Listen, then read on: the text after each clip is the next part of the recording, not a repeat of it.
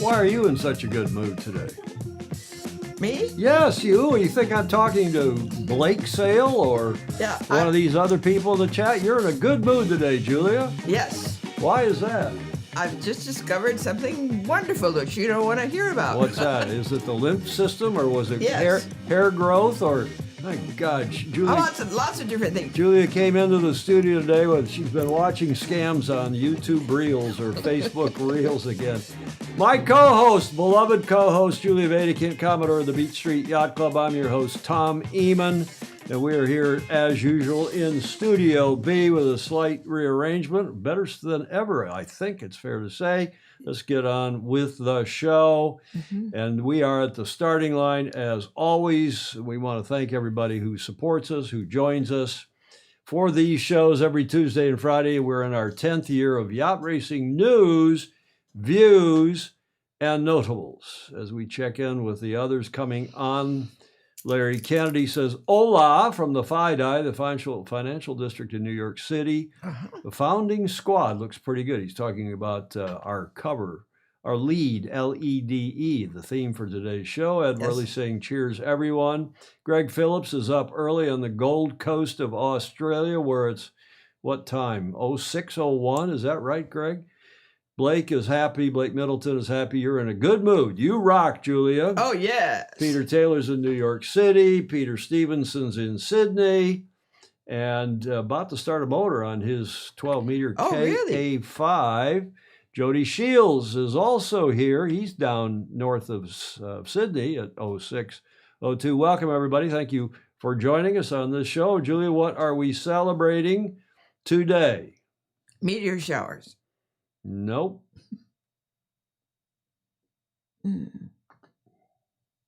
Puck Fair? You want a clue? Sure. Yes, Puck Fair. You've got it. Read. You want more? Yeah. The Puck Fair is Ireland's oldest festival. Really? Have you heard of it? No. Nor have I. Greetings from Estes Park, Colorado, where it's cloudy, cloudy, cloudy. Commodore Harrington's in the house. Yay. Saying hi from Connecticut. Does anyone know about the Puck? Julia, to be honest, being a hockey player, an old hockey player, I couldn't resist putting the Puck Fair.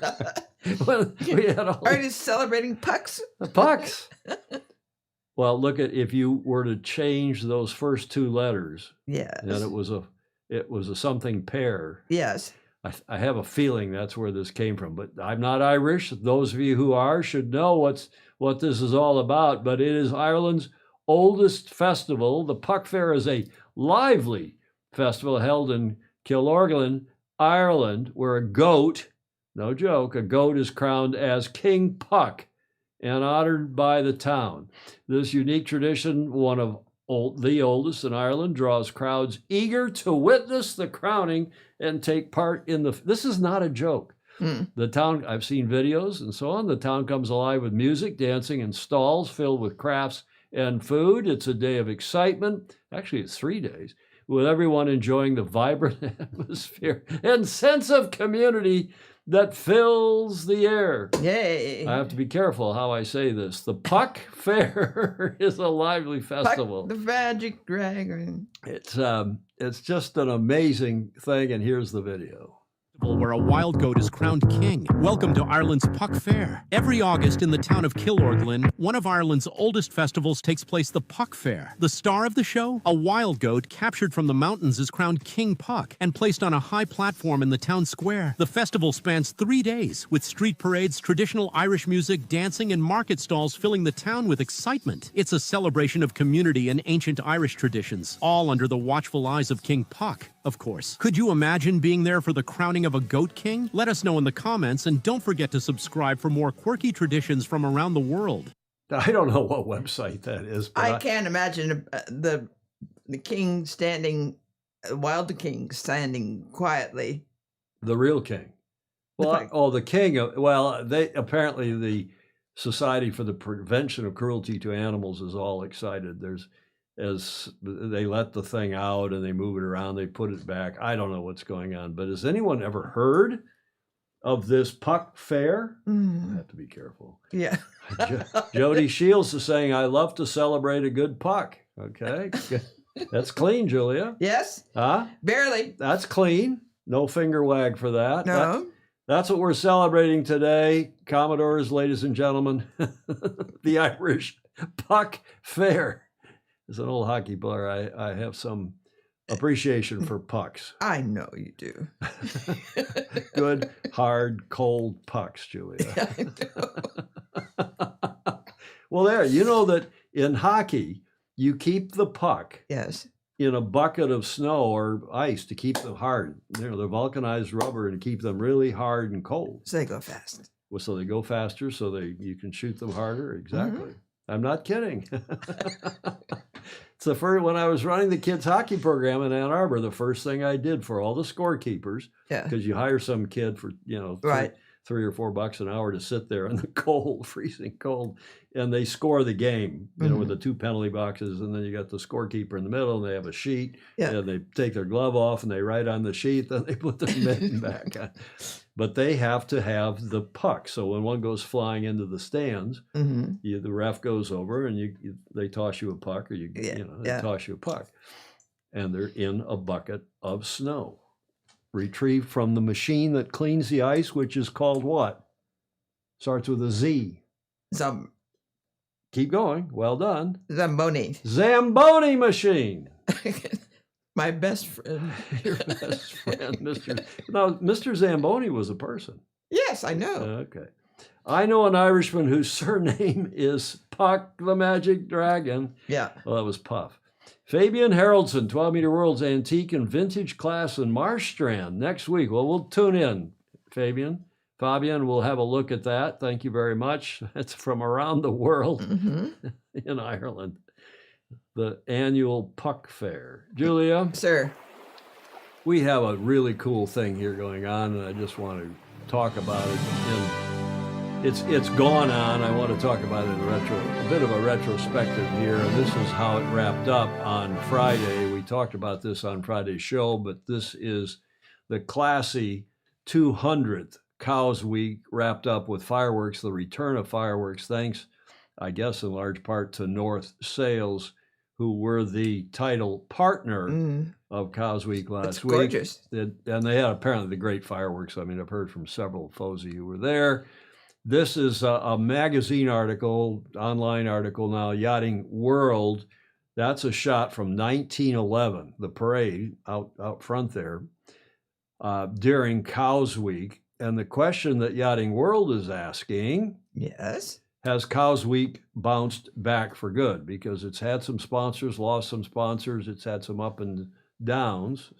and downs. That'd be great. But it looks like it's back. Hopefully it is, thanks again to North Sales and others. The event, which had started in 1826 with just 7 yachts competing, and thanks in no small part to its royal patronage, grew to become one of the most established events of the sea, or establishment events of the season, the summer season in the UK, had turned into something altogether different these days. Accommodation and berthing was at a premium. Simply getting a beer or a meal after racing could feel like as much of a mission as getting around the course, but it was apparently all good this past week, and they had great turnout on the water. They had great parties on shore.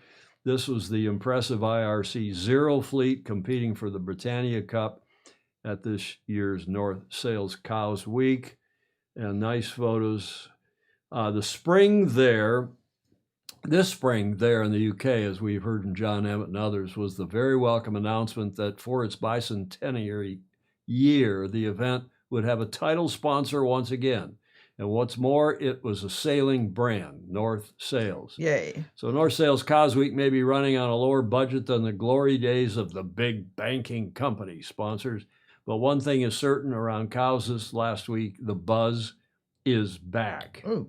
Helped in no small, this is a Yachting World article, helped in no small part by spectacular weather, as we've been hearing. The UK South Coast has been basking in a heat wave for what feels like months. Oh, good. This year's Cows Week has been unquestionably a little bit special. And Julia, here's the video. Yay. Wow. 7 days, more than 600 boats, over 35 classes, and one remarkable bicentenary regatta. This week has delivered everything that makes North Sails Cows Week so special. Close racing across the fleet, lifelong friendships, and a town that has once again embraced one of sailing's greatest traditions. Now it all comes down to today. Across the fleet, trophies are still to be won, championship battles remain finely balanced, and 7 days of racing will be decided by one final performance here on the Solent.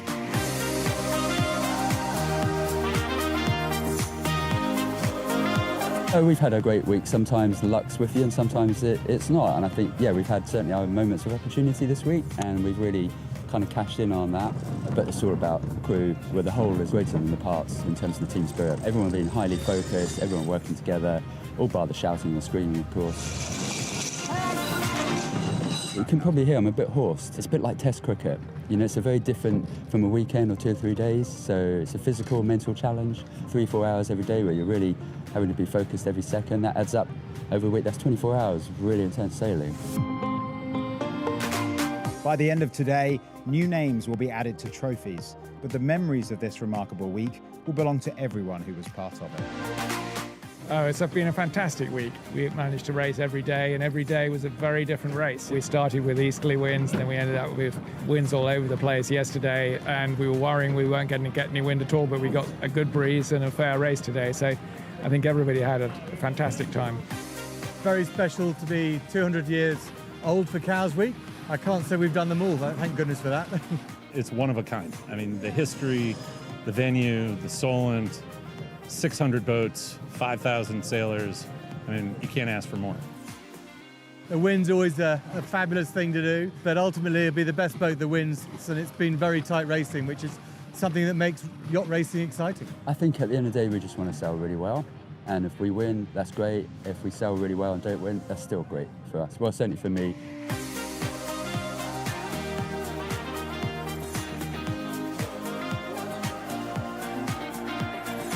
I'm a bit shocked, and to actually win Black Group overall is just extraordinary. I have done nearly every Cows Week for a long time, and I think it's been my favourite Cows Week, really.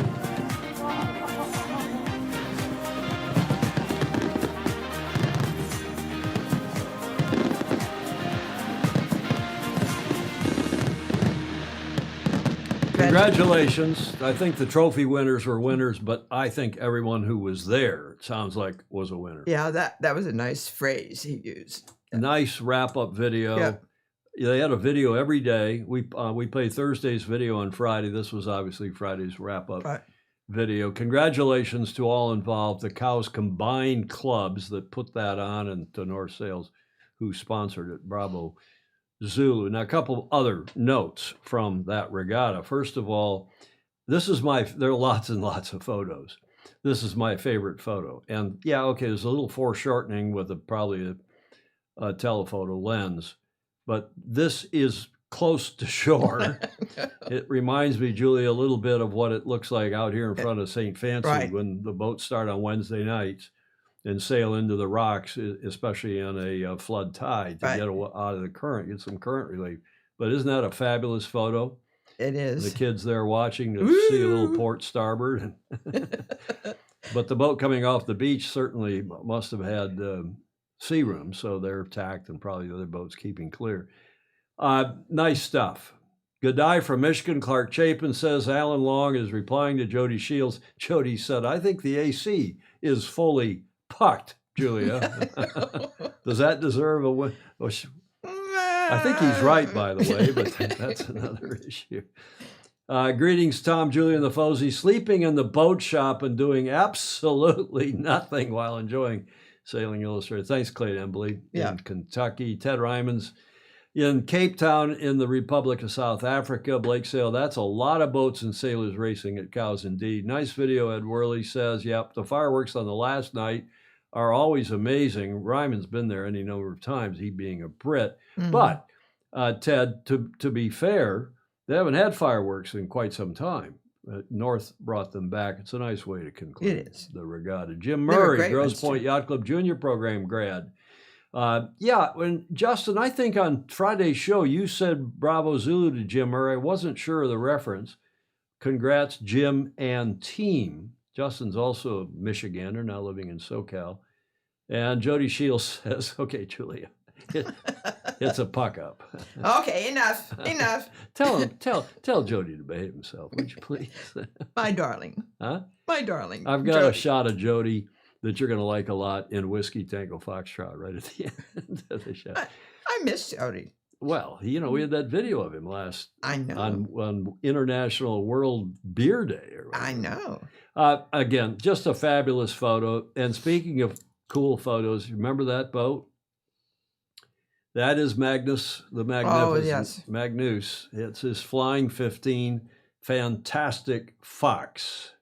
Mhm. Fox, who designed that boat and many others. Now, remember the controversy about controversy, it was a talking point for us, about his display of his yes. yacht clubs Uh-huh. on the back end of the boat. Right. And how there was some angst because those clubs are supposed to be displayed in order Their seniority. of seniority of age. And New York Yacht Club is Magnus's latest club, but it's far older than the Cows Corinthian Mhm. Yacht Club. So I'm pleased to report that we have photographic evidence. Aha. And it's hard to see in that picture, but he has in fact changed the names, the Yacht Club abbreviations. And there you can probably barely see right here, Oh, yeah. CC, Cows Combined, or Cows Corinthian Yacht Club, CCYC, and he has moved New York to the primo position, which is over here somewhere Right. behind the water. Mm-hmm. And I'm also pleased to report that if he ever is allowed into the Royal Yacht Squadron, He'll be welcome this time. as Andrew McIrvin's, well, I don't know about that, but Well, he Claire may be said the, so. New York. Oh. We're going to talk about Royal Yacht Squadron. Oh, yeah. Because he may not be the class of people. The Royal Yacht Squadron only admits certain people. I'm sure I couldn't get into the Royal Yacht Squadron with my checkered history. Mm. The Royal Yacht Squadron only allows their name on the back of a boat. You can't well. can't join up with any other clubs. Why would you? Well, I don't know. There are clubs that I would suggest. The RYS is great. I don't want to hurt anybody's feelings. Right. One of our FOSI is a senior series member. Right. You know who that is? Mr. Doctor. Yes. Andrew McIrvin. But in terms of what clubs are doing for the sport today, the Royal Ocean Racing Club, Mm-hmm. New York Yacht Club, of course, St. Francis Yacht Club, and Mhm. lots of others, the Sandringham Yacht Club in Melbourne, the CYCA in Sydney. Right. Lots of clubs. Speaking of Melbourne, there's Chris Fury, whose wife becomes Commodore of the Sandringham Yacht Club in the next month or so. Mm-hmm. Bravo Zulu to her. She's the vice now. Clark says that Magnus was 12th overall in the Flying 15 fleet. And John Emmett is saying, hike. Let's go back. Hike. Yeah, they're not hiking. Somebody, when that picture showed up in the FOSI chat, somebody asked, did Magnus not have hiking straps? I wonder if that class allows hiking. Some classes don't, like the Flying Scot. Blake says the Royal Yacht Squadron would absolutely allow Julia to enter. Oh, I've been thrown out, You've been out of a lot of clubs. Oh, I don't know about that. I think, Because I was on the staff, on a crew, and with the rest of the guys. well, and, you only got thrown out of New York Yacht Club when they said you couldn't stay there because they didn't allow women upstairs for a long time. I know. And I also spent New Year's weekend there once. You're not going to tell us about that. By This is a- myself. This, By myself. This is a family show, Julia. By myself. Yeah, but you were were there apps then, dating apps? Were you on Tinder or something? No, I didn't think about it. Okay, enough. And there, I don't want to hear about your. I was by myself. You were. Yes. Somehow I don't believe you, but that's And it was soon after I became a bona fide. member of St. Francis. Yeah. Good. Well, I'm proud of you. I'm not sure I believe you, but that's another. Oh, I have photographic evidence. Oh, Magnus the Magnificent is back in the good graces of Bofa. You know who Bofa is? Yes. The breath of fresh air, aka the Commodore of the New York Yacht Club. I hope he is, and Bravo Zulu. Well, she said so. That she is the Bofa? No. That he was back in the graces. You're right. She did say that in the chat a couple shows ago, maybe now. Last show. While we're on the UK, let's stick this out because they have just started this. Speaking of the RORC, the Round Britain and Ireland race 2026, it happens once every 4 years. This is the 50th anniversary, and I have, Julia, so that you're not disappointed, I have the video. Good. So this is the 50th anniversary of the Walk Round Britain and Ireland race. It's the most challenging race in the Walk calendar, without a doubt. Lots of us have done fast nets, endless offshore races, inshore, everything that you do when you race in the Solent. But something like this that comes up every 4 years is a rare opportunity. Why do this race? It's the Sailors Marathon, the Sailors Ultra Marathon, really. It's 3 fast nets. Any true sailor, if they want to really test themselves as an ocean racer, you've got to race around Britain and Ireland because there's no better test than that. It's a tough race. 1,800 miles of headlands, rocky shores, tidal races, traffic separation schemes, sandbanks that shift, wind farms, oil rigs, gas rigs. I think this race has got its own challenge because you can break the race down into lots of small legs, and each leg has got something different, whether it's the headland and the tides that you're going around or different weather systems, and especially up north then you get the more Atlantic swell coming in to affect your race too. So I think that this race poses a challenge because of all of those things into one race, and then the length of it as well. 15 days, we crossed the Atlantic in 18 days, so you're almost coming to that length of a race, so it's pretty tactical. This year we've got 33 yachts racing, crews from 22 different nationalities. I'm Antoine Magret, skipper of Palanat 4, a Mag 50 prototype launched last year, and we're sailing with 8 people this year. Yeah, we think that this will be one of our hardest races so far, just because of the course itself, with some very technical legs, likely to see some very strong weather as well. So we're a father-daughter team, racing on Mojo our J105 double-handed. I'm looking forward to getting across the start line, clear of the Isle of Wight and into that rhythm of offshore sailing. Breakfast number 1. I've got porridge with strawberries. I've got 800 calories of granola with raspberries. Completing this race together would mean a huge deal, I think, to both of us. It's the longest time either of us has spent sailing. It's going to be a huge challenge, but I'm looking forward to it, and I think that's why I love offshore racing. Of course, everybody loves sailing, otherwise they wouldn't be doing it. But being able to be part of a team and bond with those people and go through an experience together, I think is fantastic. And that's a big appeal for me, definitely.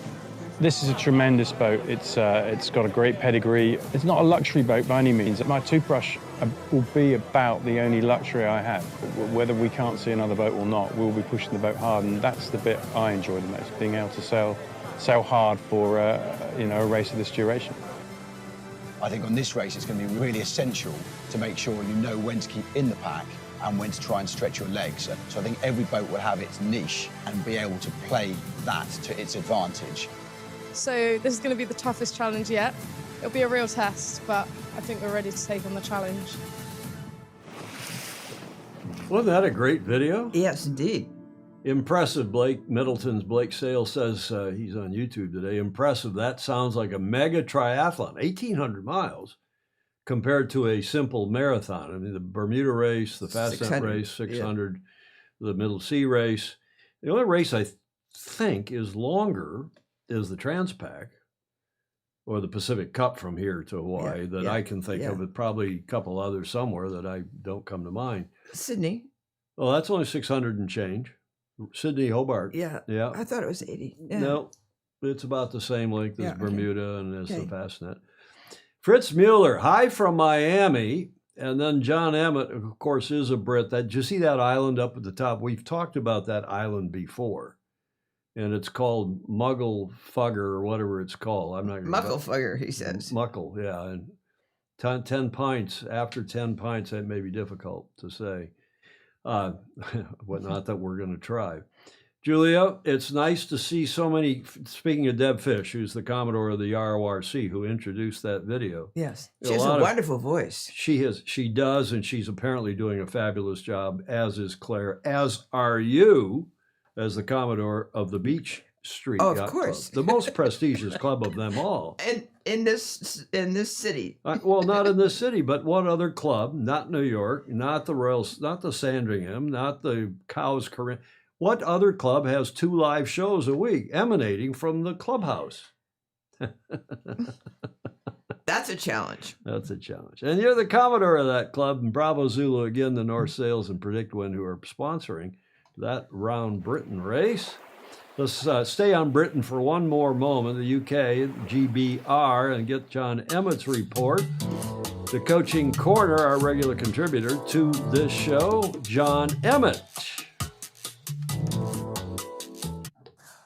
Oops. Now, see, the first button push didn't work. So the second button push worked after. Here we go. Let's go back. Come on, get to John Emmett. Let's go. What's going on here? Hi. Oh, my goodness.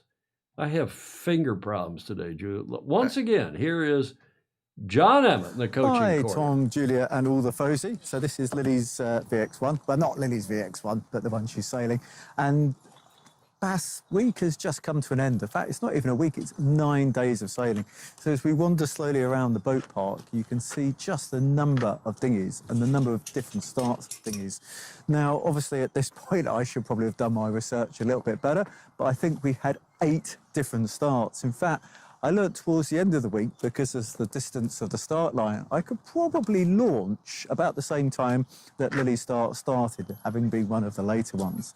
But this inclusivity, I think, is an amazing thing, because what it means is you can have whole families come, and the young sailors can be in an Oppie or a Terror or a Fever.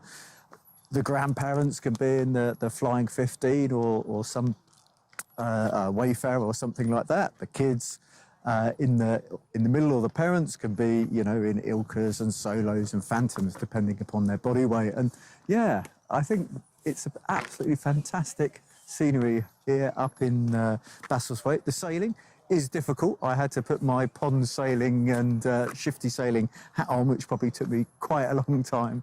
But I do think that these family sailing weeks are really important. And actually, probably the racing is not so serious, and the social's a very big part, and it just brings everyone all together. And we have these weeks all over the country, so down in Weymouth and the South Coast, a lot of sailing clubs will do their own week, and you get happy, tired, smiley kids at the end, and that's probably one of the most important things. I've done a couple of talks here up Ullswater, Basselthwaite, and a lot of people ask, you know, what's your favourite event, what's your favourite venue, what's your favourite boat? And I actually think we're lucky to have such a huge amount of variety. Now, sorry, my camera lady nearly fell down a hole. Good work. So when you look at the different parts of sailing, I get asked, what's my favourite boat, or what do I think is the best boat? And it's actually a question I don't want to answer. I've sold lots of boats over the years, and it's almost like asking, not that I have children, but it's almost like asking, who's your favourite child? And there is something out there for everyone. You wouldn't put a 120-kilo adult male in an Optimist just because they've never sailed before. And the Optimist World Champion is going to be a very accomplished sailor, but you wouldn't put them in a fin. It's horses for courses. And actually, we're really lucky we have so many different types of sailing. And the parts of the sport that transcend, and people have heard of, non-sailors have heard of, it's really valuable, because something like Cows Week, people have heard of. America's Cup, people have heard of. When I was in Sydney and they were hosting the Sail GP, even at the airport with Alistair Murray, the people who were working there asked all about the event and what's going on. And just to bring it out to a wider audience is something really special. And the other thing which you get at some venues, is where everybody's at the same venue. So we'll pan around in a minute, but there's so much camping here. I think the furthest you can stay away from the water is probably 100 metres. So that just being able to roll out of bed in the morning, possibly with a bit of a hangover, is a really, really nice thing. And I think that's part of the appeal for the Youth Worlds and the Olympics, where you have those sailing or you have those athlete villages. But it's probably time now for me to pack up and start the drive home. And I have a bit more empathy now we have a lot of events on the south coast. UK's a small country, or England's a small country, but we have most of our sailing on the south coast. So I have more empathy for those tired sailors who have long drives back up north.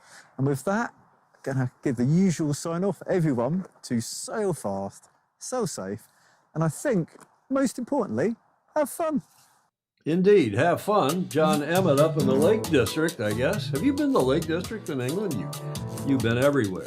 I've been everywhere. You've been everywhere. And John Emmett Sailing, get to the front of the fleet.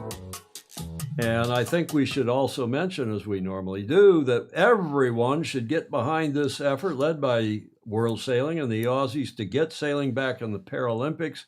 We've been now talking about this for a year and a half, and a lot of people are actually got their shoulder to the wheel here. I hope so. That's good. It's a wonderful thing to watch. Hopefully in 2032, we'll be watching sailing in the Paralympics, and then whether as a demonstration event or as a regular event going forward. Yes, it's about time it should be regular, but never mind. John Emmett's report. I think I heard John, Julia. Yes. Call Magnus sailing. He said he's sailing a grandfather's boat. He called the Flying 15 a boat for grandfathers. The Wayfarer, a boat for grandfather, old people. There you are. Oh man, John, you're going to hear about that. Cool report, Ryman says. Blake, you have a fantastic camera lady, John. Yes, indeed. Blake's sending his membership application. I hope should be addressed to Commodore Julia. And if you send it in, remember you've got to sing a song and donate a bottle of something, wine, normally to our wine cellar. Not that we drink anymore here. It's not my fault. Only when we have club meetings, right? Yeah. What do you mean it's not your fault? No. You're still drinking, but not much. No. When was the last time you had a cocktail? Ooh, 2 weeks ago. Exactly. I know. Okay. Let's get on here and get to our main feature, our LEDE, as I said at the top of the show, our lead for today.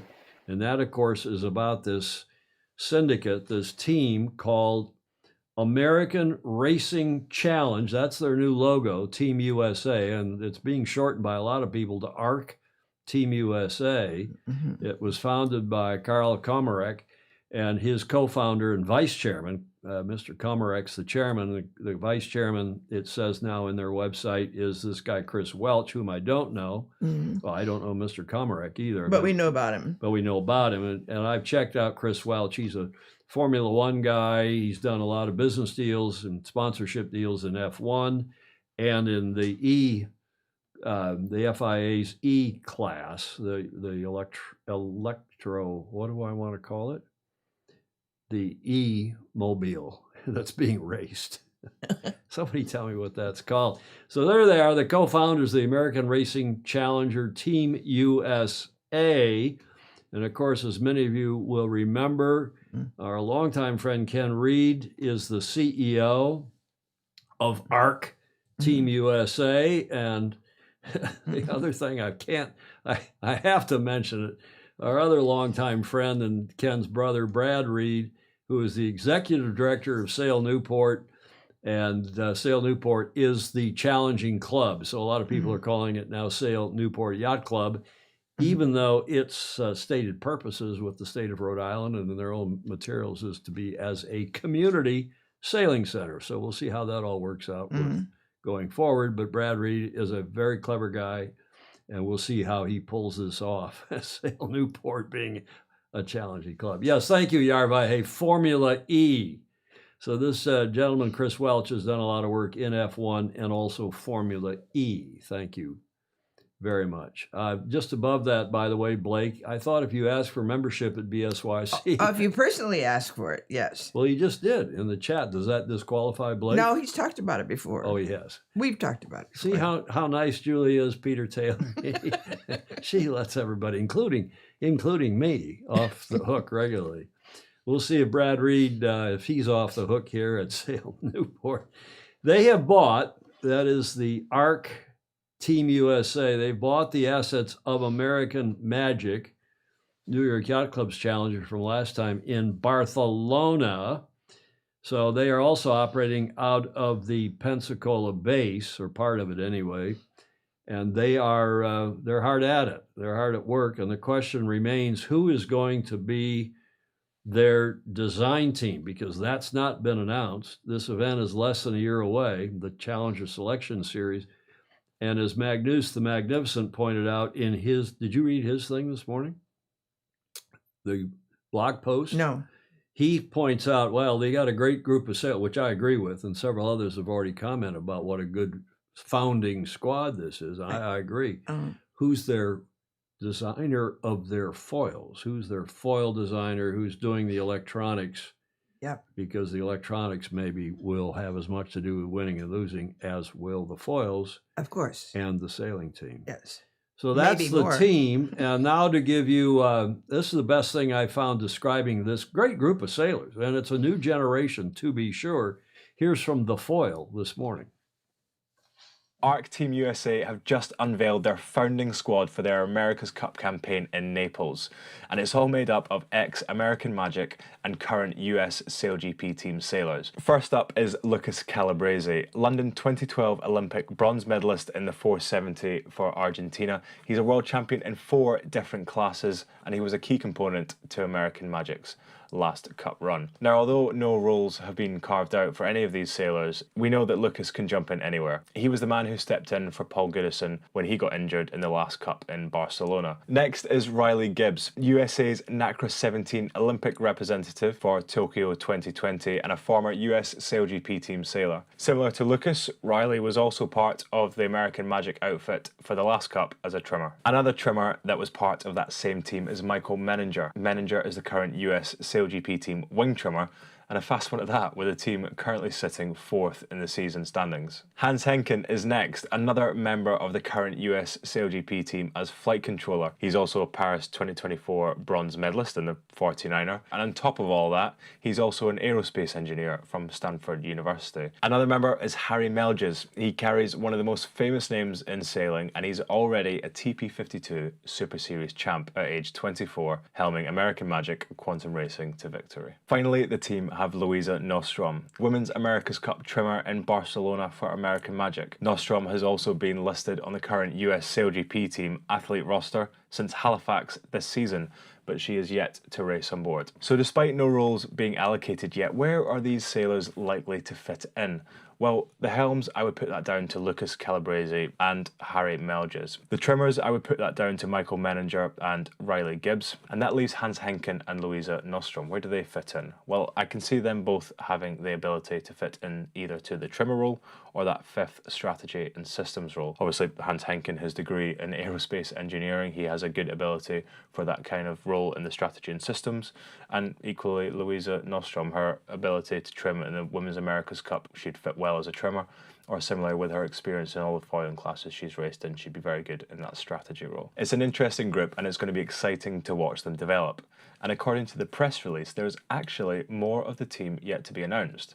But whether that is sailing team members or backroom staff still remains unknown. But what is clear is that the team is building for more than just one campaign, as is expected with the new America's Cup partnership agreement. But all that aside, you should let us know what you think of ARC Team USA's selection. Who's standout and who's maybe missing from the list? You can let us know in the comments below.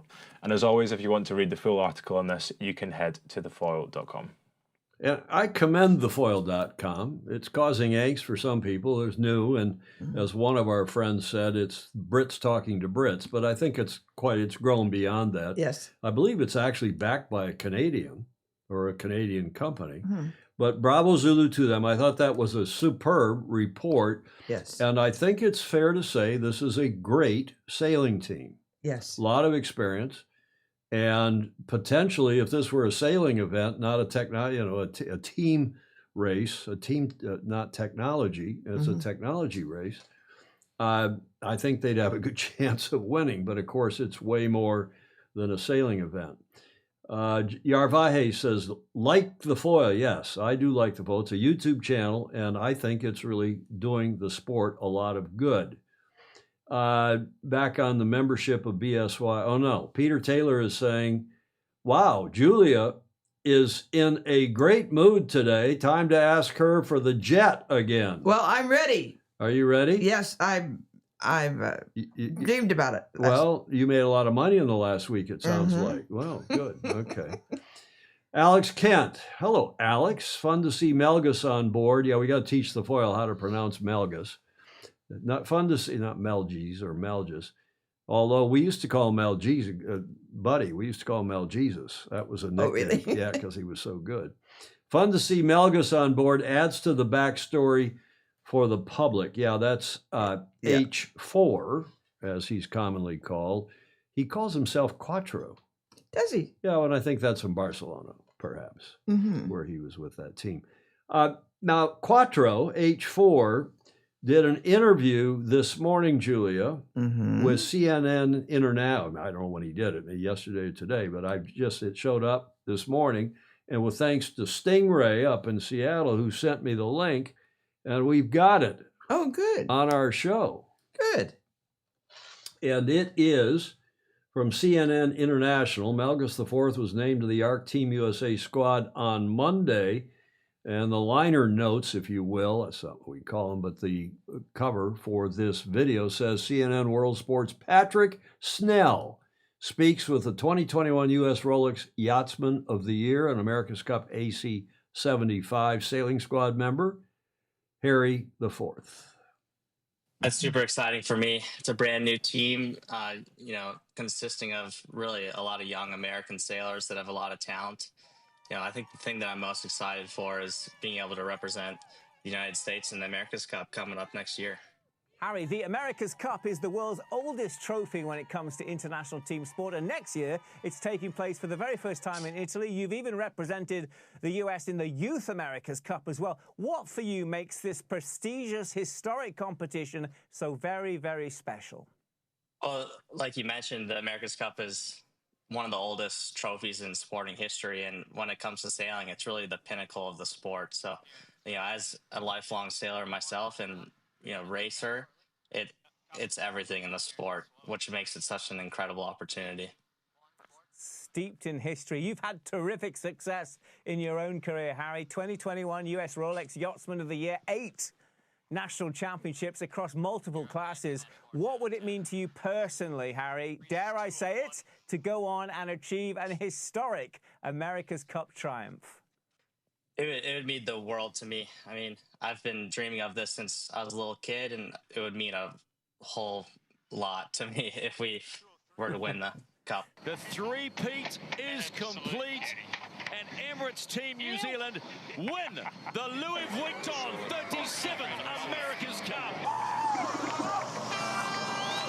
New Zealand have been so dominant, though, I have to say, in recent years. In 2024, they won the America's Cup for a third straight time. So the big question here, how are you going to stop them and win it back? That's a great question.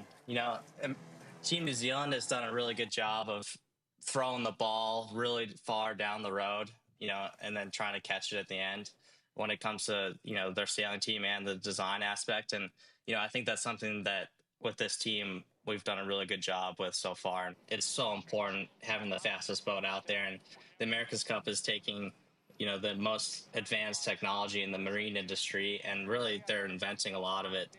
So it really just comes down to, dreaming up, things that you want to put on the boat and making sure it's fast. And they've done a good job with that, and we're trying to catch up. Are you daring to dream, though? Do you feel you can win the America's Cup? It's certainly an ambitious goal, but 100%. I don't think anyone on our team would be working towards this if they didn't think that we had a chance to win. And, we do have a young team, but we all have a lot of experience and a ton of talent. I'm really looking forward to the challenge. You're the grandson of the legendary Harry Buddy Melgas, a two-time Olympic medalist. How do you pay tribute to his remarkable life? And tell us how your granddad has inspired you over the years. I was very lucky to know my grandfather, Buddy, very well. And, he taught me a lot about sailing and really inspired me. I come from Wisconsin on a small lake, so it's not like I grew up around the ocean. And, he showed me and a handful of other sailors around the U.S. that it doesn't matter where you come from, you can be successful if you put the time in. I wonder, of all your successes and your achievements so far, what comes to mind? What are you most proud of and why? Yeah, it's a great question. It's a bit tough. I've committed to the game of sailing since I was very young. Basically, straight out of high school, I committed to professional sailing, and I've been doing it for a while. And I think the one thing that has helped me the most is working with such great teammates and having great teams around me. And that's something that I feel that we have a real advantage with Team ARC. Good young group of guys that are very talented. We're all pretty like-minded, and we're working really hard towards the same goal. So it's really inspiring. I agree with Ed Worley. It's a nice interview. Blake is saying cheers, Dave. He knows H4. He's watched him grow up. Blake has up in Minnesota, Wisconsin.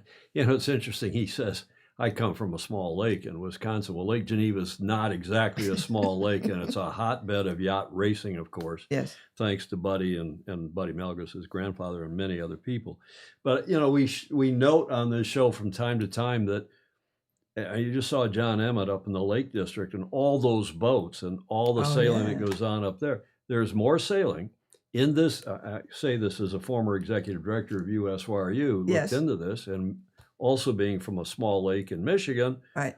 There's more sailing on small lakes in this country, whether it's Wisconsin, Minnesota, Michigan, Indiana, Ohio, Colorado, on the reservoirs in Colorado, even the lakes here in California, Texas, inland sailing than there is on the coast. Yeah, by far. So Alex Kent says, Lake Geneva is great, sailed as a kid on it. Yeah, I sailed in the East Gal Blue Chip as the mystery guest. I think that was it. Yeah, Geneva, or was it Pewaukee? I can't remember. We sailed a boat.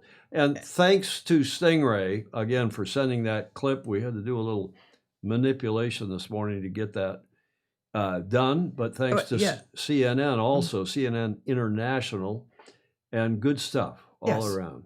We'll continue on now with the America's Cup for a second, because I thought the most revealing comment I've read all day was about American Magic and in Magnus the Magnificent's Rule 69 blog. And he said in a great article, I commend it to you, can they win it? This was his final couple paragraphs. Can they, not American Magic, sorry, ARC Team USA, can they win it in Naples in 2027? No. Can they contest the LV Cup final, meaning the Challenger Selection Series final? Yes.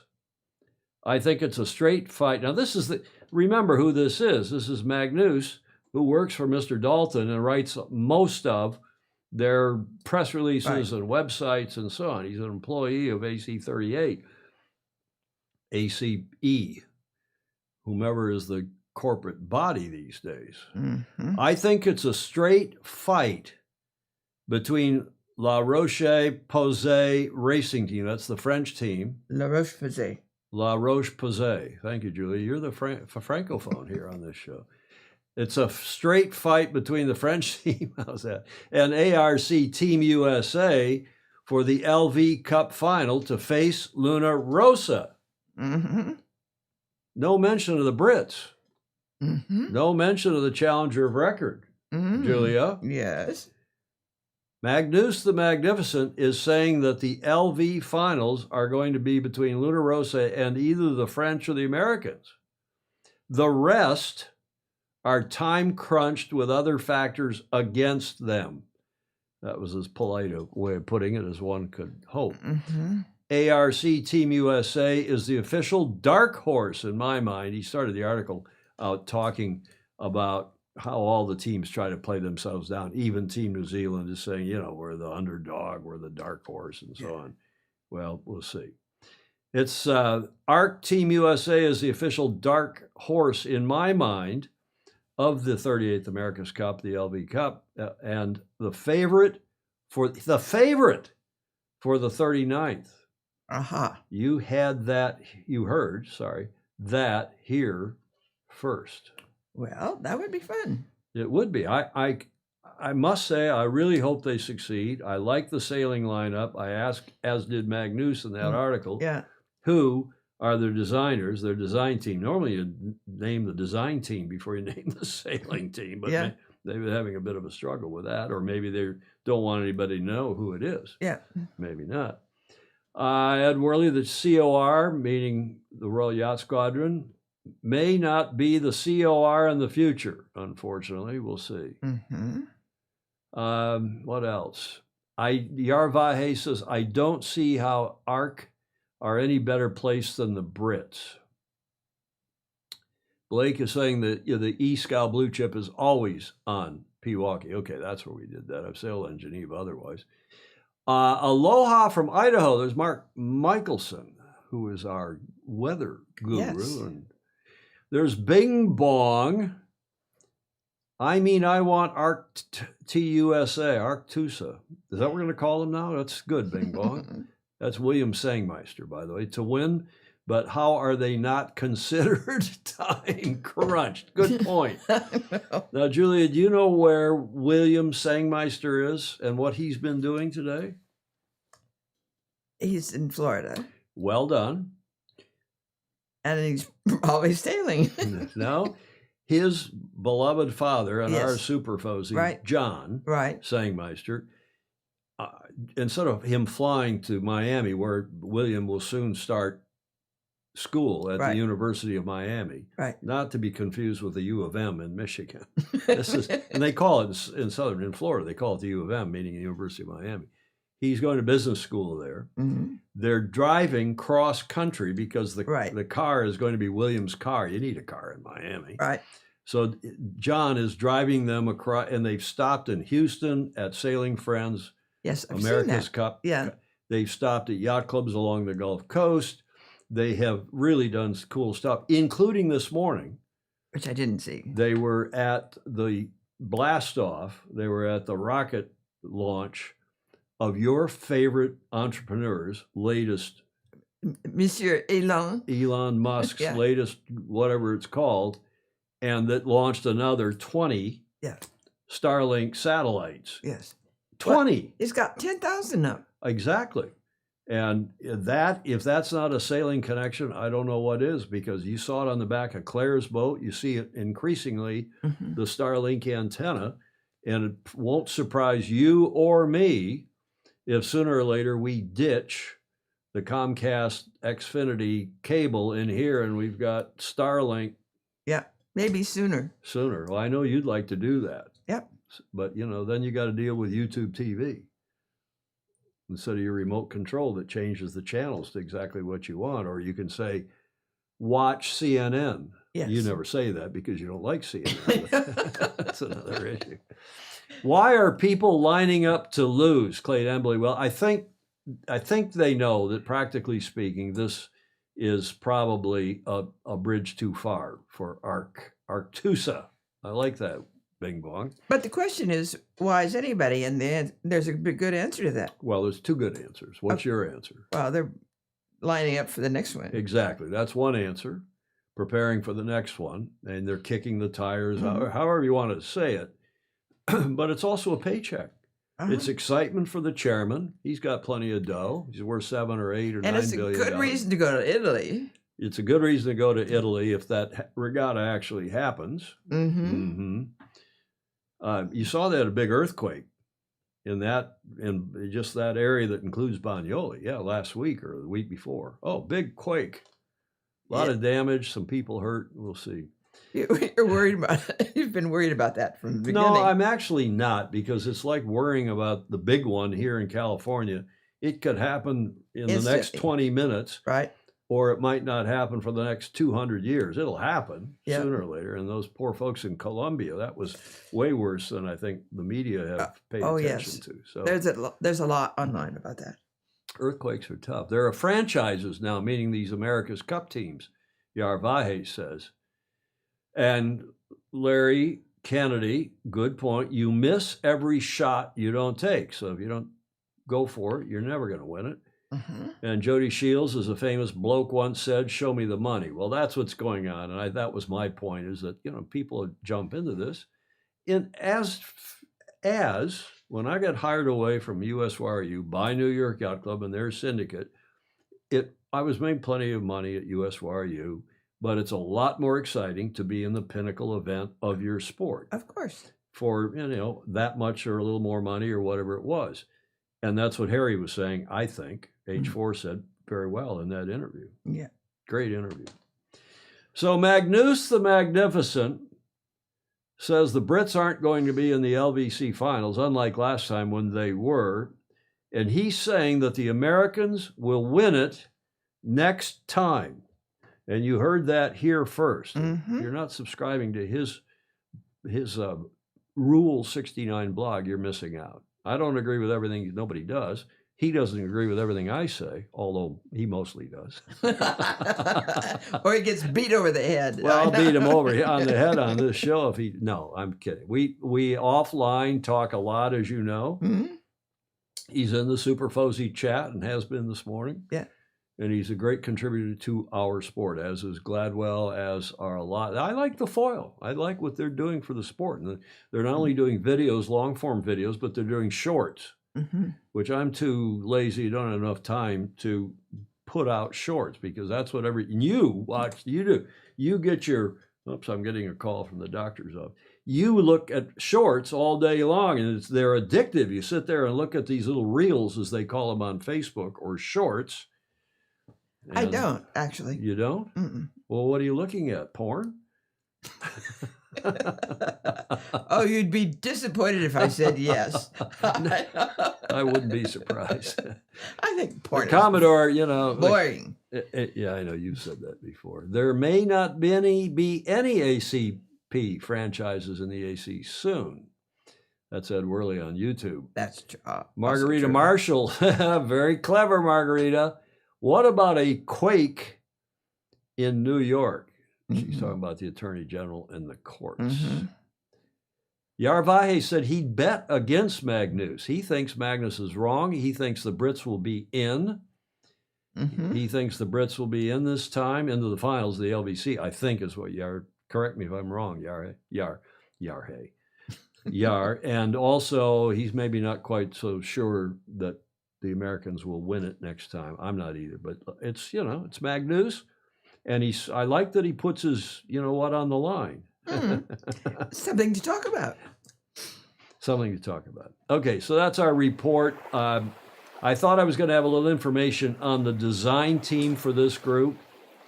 I said in the show preview last night about the design team, and I know quite a bit more about their designers, but I've been asked not to say anything on the air about it yet, and maybe we'll get the information first for you here in return. And Yar is saying, I bet the Americans won't win next time. Ed Worley says, unfortunately, I think GBR has too many issues to get to the finish line in this AC. Well, I don't disagree with you, Ed. I think that's fraught. And by the way, one hears that, Julia, you may have seen this, that at the last meeting of the Royal Yacht Squadron in the last few weeks, they got a full report on the America's Cup. And the report, I'm told, was everything's rosy, everything's good. Ben's got the boat, Ben's working on the boat, and he's going to be able to race the boat. One also hears that Sail GP team that Ben owns is for sale. One also hears there are some very unhappy sailors on that British, the GBR Sail GP team, because of lack of payment. Or so one here. So, we'll see. Anything is possible. Anything is possible. What else here? Lots of comments today. Arctusa have the best flight cases, so they may be ahead. Alex Hayworth. Dogzilla Monster, a.k.a. Stingray, up in Seattle. GB1 is a base already built in Banyoli. ETNZ is starting their build this week. Well, I don't think I have it built yet. They've got a pad laid and some structure up. Stingray, Dogzilla Monster. Jody Shields, will you need a design team if the boats are all similar? The ACP might provide the design. Yeah, maybe. Yarvaihe saying, wow, Ed Worley, the Royal Yacht Squadron, nothing to see here. Give us dollars and move along. Well, I'm not sure they're saying that, Ed, but we'll see. Now let's carry on here and talk about some other America's Cup news now that we've... That looks like a very strong team. Sailing-wise, yeah, couldn't agree more. And I'm not surprised by any of those names. And I'm very pleased to see, and no, I'm not surprised that Kenny Reed would be able to pull that kind of a team together. And, you know, I think anybody who did put such a team together would, you know, be right more or less in line with those names. Bravo Zulu. Yeah. And let's see how they do. I mean, I'm not rooting against Arctusa by any means. I think they've got a big uphill climb. Okay, let's look at some other America's Cup news. The promo is out for this preliminary regatta that's taking place in Naples in just over a month. Have a look.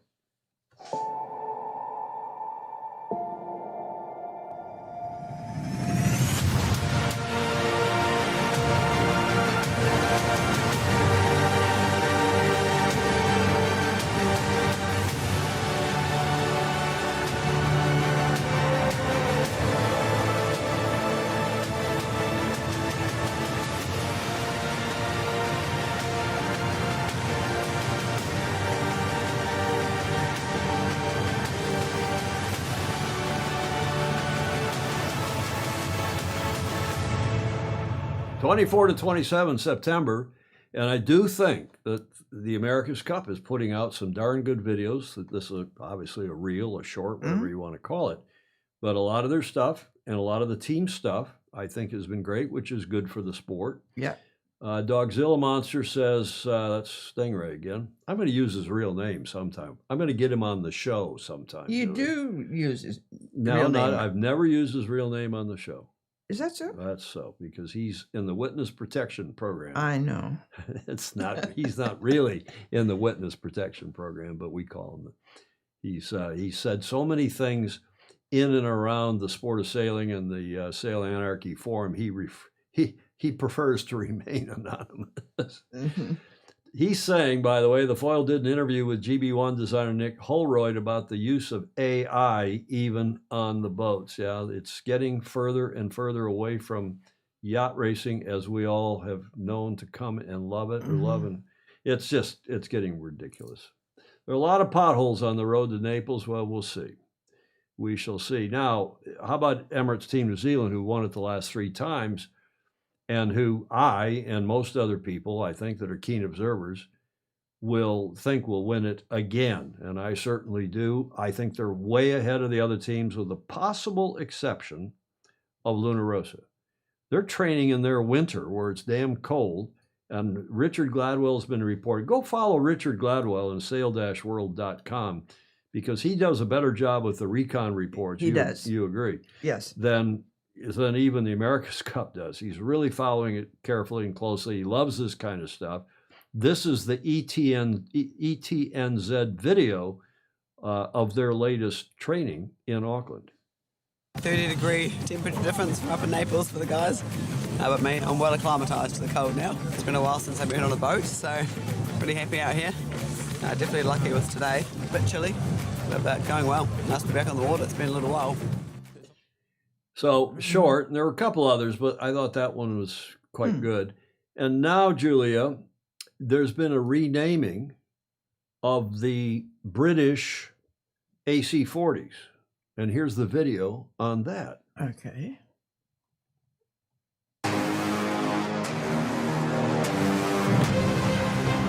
GB2.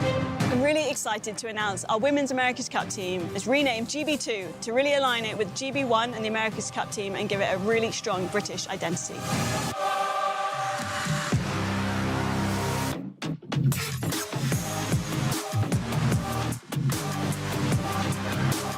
Our Youth America's Cup team will still race under the Athena Pathway name, which is a critical part of our programme, helping create the next generation of men and women who are going to compete in the top parts of our sport. been absolutely phenomenal training alongside GB1, and now as GB2, we feel really aligned with that performance pathway, and all eyes are on the America's Cup in Naples next year.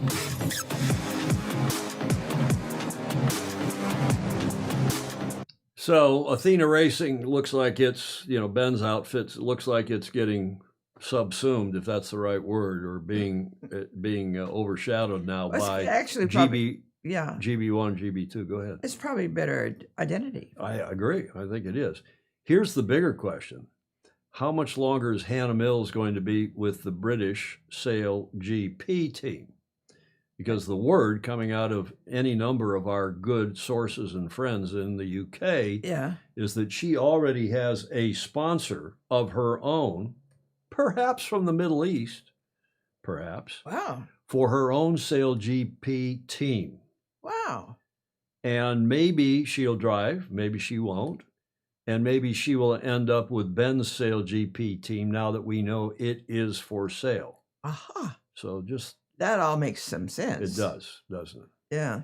Not much makes sense here on Sailing Illustrated, but every now and then, Julia, we hit one out of the ballpark, or we get a one, excuse my back, too many hours with heavy wet sweatshirts on and skating around. The two worst sports for your back, your lower back, are Hockey. Sailing, hooking your feet under hiking straps and leaning out. You're sailing on little boats. Well, and we all wore a lot of weight and before it was banned. Yeah. Now you can't wear much weight.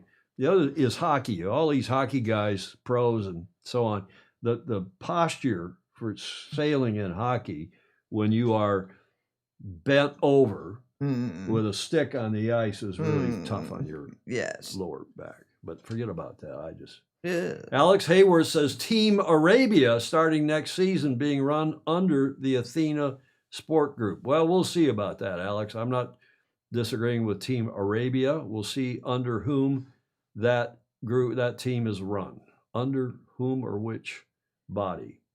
The ACP reminds me of Live Golf. Yeah, that's not going very well, is it? The Middle Eastern supported Pro Tour. I watched a little bit of this past weekend and could not get excited about it. RC has confirmed, that is Russell Coots, this is Stingray again, Dogzilla Monster, has confirmed Hannah's involvement in the upcoming Sail GP Team 14. Yes, I think he has, and I wouldn't be surprised myself at all to see Hannah on the wheel. That'd be great. Of that boat. Okay, now, I've been asked to play the two videos that we did on Friday about Simon Fry, Stir Fry's comments about the Cup. A lot of people found them interesting, wanted to hear them again. I couldn't find them online. They're on the foil. But I'm going to play those two videos again because I think they are so salient, so important to the future of the Cup and our beloved sport. And they're not long. I'm going to play them again. Okay. Assuming they run. Oh, I've got a little credit here for it before it now runs. Are they really interested in the current America's Cup? No. Our sport is changing. It is always metamorphing into a different sport. I fully understand that. We've gone from wooden boats, wooden masts, to fiberglass boats with tin rigs. We've gone to carbon boats with carbon masts. We've gone from Dacron sails to carbon sails. The big problem for me is for foiling for a lot of our sailors. It means nothing. They will never experience it. Their yacht club can't cope with it.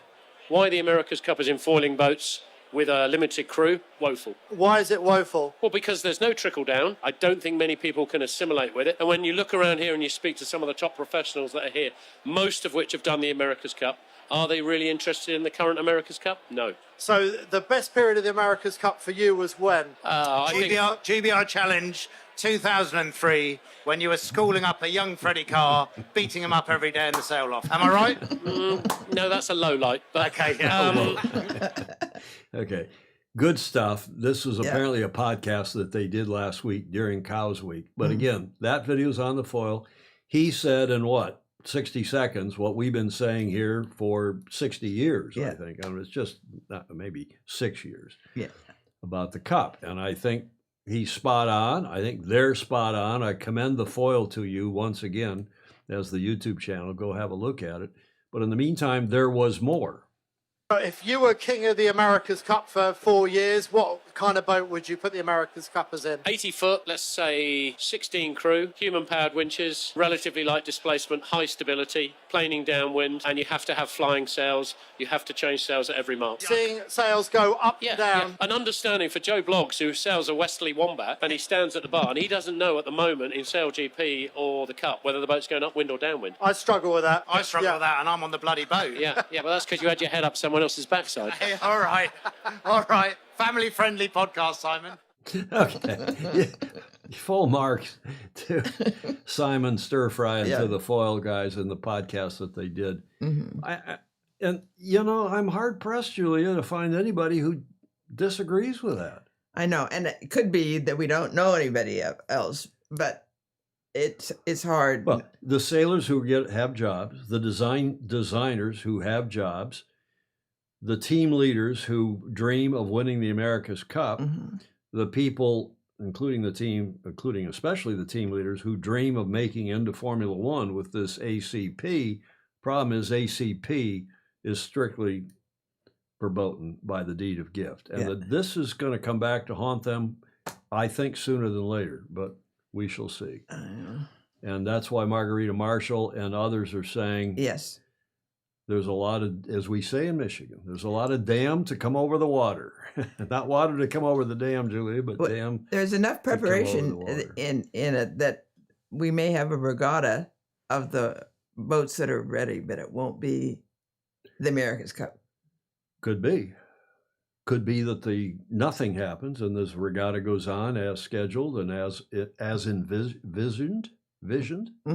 It could be that it is enjoined, that there's an injunction from the courts in New York that stops the whole damn thing. Yes. We don't know, and I don't know, and I'm not going to speculate, but I will say again that I think this is the worst trustee in the modern history of the Cup. In fact, in the history of the Cup, because contrary to the deed of gift, they have delegated completely, utterly. It's just horrific what they've done by delegating their trustee duties to the team, to Mr. Dalton, who in turn has formed ACP, and they are therefore the worst defender trustee in Cup history. And I suspect the courts in New York, starting with the Attorney General, who I think is going to be looking into all this and maybe then taking it to court as a representative of the people and representative of charities, which this is. The America's Cup is a New York charitable trust, and that's been proven in court, both in the 88 litigation and in the 2010 litigation, so we shall see. I enjoy both the Sail GP and AC foilers for spectating. It sets them apart. That's a modernist Stingray, Dogzilla Monster, who is also a retired Boeing engineer. You'd rather be flying. Well, he likes flying, obviously, and these boats are now flying. Clay Embley, a person that follows NASCAR can drive a V8 Mustang. Very few sailors will ever see a foiling boat. I think that's what Simon Fry just said and agree. Right. Yarvahe, I'll rumble on until the first compliant challenge turns up. Oh. Interesting comment as well. And I think, again, the core of our sport, what Russell does in Sail GP, they're trying to build up a professional thing, do what they want. They're not constrained by the deed of gift. And I get that, I understand that, and that's fine. Yes. Right? But the America's Cup's a different animal. And it's constrained by the deed of gift, and it will continue to be, in my opinion, constrained by the deed of gift. We'll see what the Attorney General says, if anything, and the courts in New York, if that's where it goes. Julia, what happened on this day in history? A little wrinkle here on the 12th of August, where a lot of our viewers are on the 12th of August already, down under. So I thought it was okay. We've done a few days after our day, it's the 11th here, but the 12th down under, in 1853, 2 years after AC0, as I call it. Any idea? Gold Rush. You know, you're very smart. And like Hans Hanken, you went to Stanford, so you should be smart. Those of us that went to a simple country public university. And live in California. But you know what? It's a very clever comment because it is gold related and it's gold rush related, just not here in the States. And Australia then. Exactly. How smart are you? Do you recognize that yacht? Carry on here, Commodore. I don't know. I don't know the name of the yacht. You gotten in over your head now. But that is the Madagascar, as painted by Thomas Dutton, Goldsworth Dutton. It's in the National Maritime Museum in Greenwich. And that ship, on August 12th, left Melbourne for London on this day in 1853 with more than 150 passengers and crew. She also, Julia, had nearly 3 tons of gold on board and was never seen again. Never seen again. I don't know that story. There has been much speculation about what happened to the Madagascar. One theory is that the wool on board spontaneously combusted. Such a tragedy had happened before. Of course, the thing would have been burned to the waterline.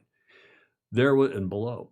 There was the possibility that the ship had been wrecked by a freak wave or Titanic style, if they got too far south, sunk after colliding with an iceberg.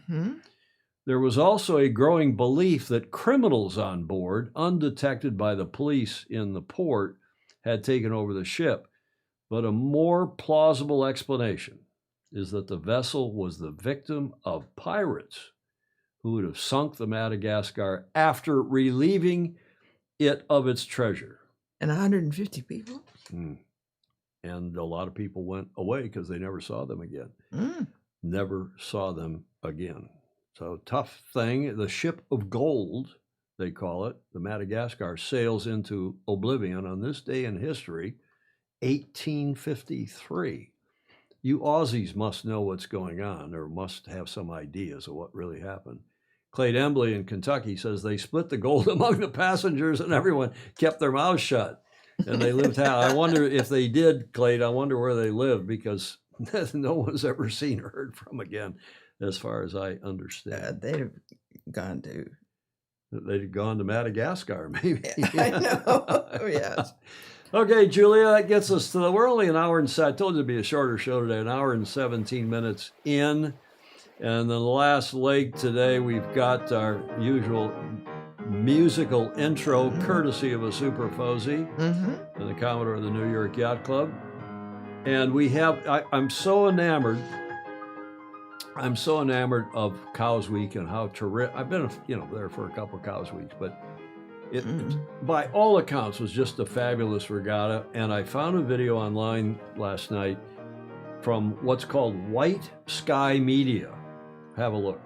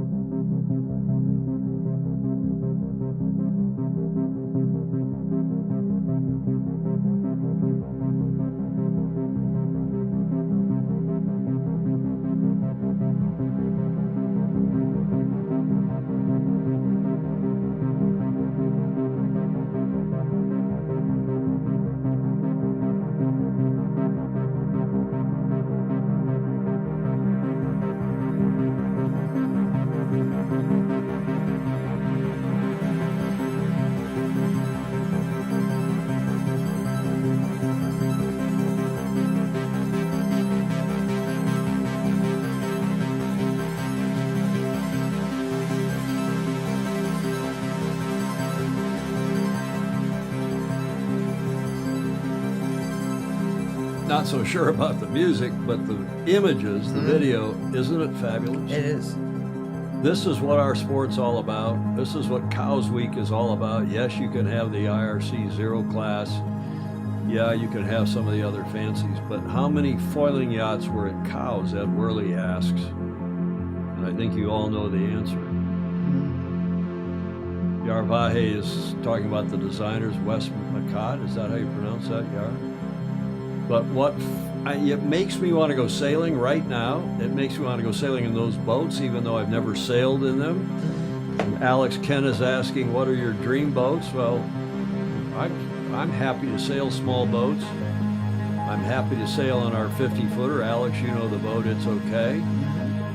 And I'm happy to watch video about our sport showing people like this having a ball in lakes, in the Solent, in the ocean, everywhere in the world. Our sport is so diverse, so widely spread out, practiced in the Nordic countries, practiced in the Caribbean, and practiced in the down under, and of course across this country, across South America, because it's a fabulous sport. Mark Michelson says that was Justin Smart on Ibex. Keen eye. Cows Week 2026, courtesy of White Sky Media. In a good way, I think, to wrap up our show. Don't you agree? Mm-hmm. White Sky Media. Thank you very much for that beautiful video. Okay, Julia gets us to the D block, Whiskey Tango Foxtrot. Mm-hmm. Have you contacted this gentleman? We want to get him. I haven't. I really. You need to track him down for us. I do. We'll get him on the show. Okay, now, do you know who that is, Julia? Yes. Who is that? Jody. That is. It's a long time ago. That is Jody Shields, who, after we featured him on the show last Friday, and that International Beer Day, he wrote in saying, 14 years ago, I won a gold medal at the London Olympics for the most beer consumed in a day. When I first read that, oh, God, I didn't know he was a medalist. But he obviously is. One of my finest achievements, I must say. Yes. Sometimes you just need to sit still and let the water do the talking. I thought that was a great sentiment from Ed Worley. I love that too. And Ed said, by the way, he said that video we just showed just aired. This video makes me miss sailing our Canar, or Nar, as some of you pronounce it. But yeah, we got a great fleet of Canars here, and also in Scandinavia, and then in Denmark and Norway, and I think Denmark. And a great tradition in that group too. Well, they race right out here every Wednesday night, and they still get a great turnout. They've got fiberglass boats and wooden boats, and they meet internationally once a year. Yeah, they have the Canar Internationals, they call it, and they go back and forth between here and San Francisco Yacht Club and Norway and Denmark, right? Are those the four countries? Yeah. Awesome video. Who knew? Thank you, Ed Worley, for that. And Mary Longpree, she had that comment that I didn't read that I wanted to read because she is such a class act and a good lady. She said awesome video about that video we just showed. Did I read that? Maybe I already read that. Ed Worley. Julia, speaking of people that went to Stanford, all the smartest people sail. Blake Middleton contributed that long ago, and I like to air it every time. And then speaking of smart people, at age 93, is still working all day, every day. My beloved father, who says, sailing isn't for everybody, but it is for anybody. Indeed. That's part of what I hope we achieve on this show, is to show people, whether they're keen racers, casual racers, or, maybe not sailors at all, although I think our audience is 99% racing sailors, because that's what we advertise we are all about. And the other thing we're going to delve into is who learned to sail because they came up in a sailing family. Grandparents have sailed, my parents sailed. And there's a surprising number of people, I think it's surprising, number of people who did not grow up in sailing families. I didn't. Well, I know you didn't, but you're a cruiser more than a racer. Yes, I am. And you were a racer chaser. Yes. Yes, that I was too, with great glee. And a great supporter of the sport, including the 6-meter program at St. Francis. Right. Yeah. But how many people grew up in the sport without somebody like, I mean, I learned to sail crewing for him till I got to be about 7 or 8 or 9. I'm a better sailor than my dad. So he got me my own boat. Yeah, prove it. Yeah. And, very quickly I was, we won't talk about it because when we did race against each other, it was bad. I'm sure. Back on shore, there was a lot of, I don't know. Yeah. Horses literally got me into sailing at age 6. Okay, enough of this, Julia. Yes. We've wrapped this up. We are to the finish line where you like to say, take this opportunity to like and follow and share. Indeed. And comments are welcome, even in replay. We appreciate all of you who contribute via Patreon or otherwise. Some people send us a check. Some people send us some booze or other some of the equipment has been donated in effect by Fozy, Super Fozy, and we appreciate very much. We would not be on the air without your support. Patreon.com/join/Sailing Illustrated. Thanks for your support. Alex Kent said he sailed out of Wilmette. You know where Wilmette is? North of Chicago. It's up there, one of the great suburbs. Wilmette, Winnetka, Park Ridge. He grew up on Wilmette Harbor sailing with my family, then in high school in Tennessee, then Northwestern University College sailing, indeed. Wow. Julia, thank you to all those people who gave us audio, video, and images for today's show, including this long list. I hope I got everybody. I try hard to get everybody in this black and white slide at the end of the show. Final thoughts? If you're skywalkers, look to the skies tomorrow night for the best meteor shower of the year. And you have to do that in the Northern Hemisphere and on the West Coast? Anywhere in the U.S. Anywhere, okay. What about for people outside the U.S.? Anywhere in the Northern Hemisphere. Really? Okay, we'll look for that.